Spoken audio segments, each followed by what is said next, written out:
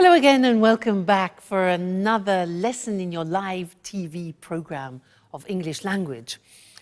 I want to look more closely at the dialogue that they just had because they are using some very interesting verbs called phrasal verbs. Now, a phrasal verb, let me give you an example.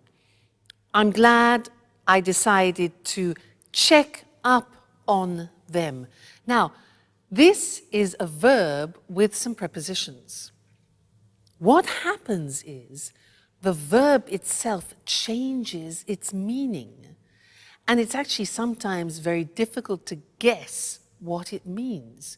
So, when a verb has a preposition or even two prepositions after it, and it changes its meaning, its original meaning, we call it in English a phrasal verb.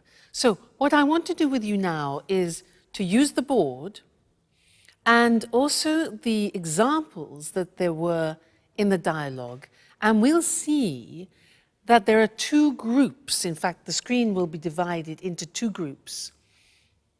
One will be two-word phrasal verbs, and the other is three-word phrasal verbs. Let me explain a little bit better. For example, Anne said, the example before, I'm glad I decided to check up on them. You see that? To check up on them.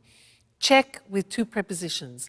Now, this verb, to check up on them, means to look at something more closely, to examine something more in depth. All right, so that is the new meaning.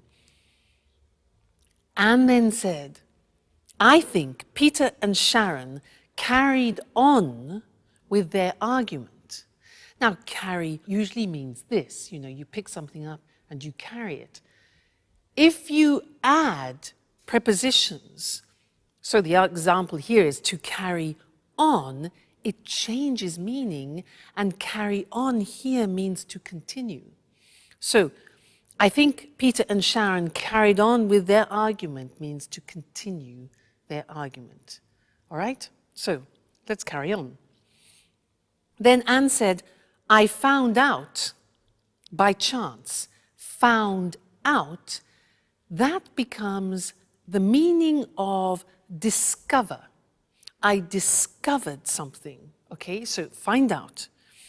Next one. She said, I came across a photo. Now, came across. Very difficult to understand what that means. Because in this context, to come across, it means to find something or to find someone by chance. She says, I came across a photo of them together while I was cleaning one day.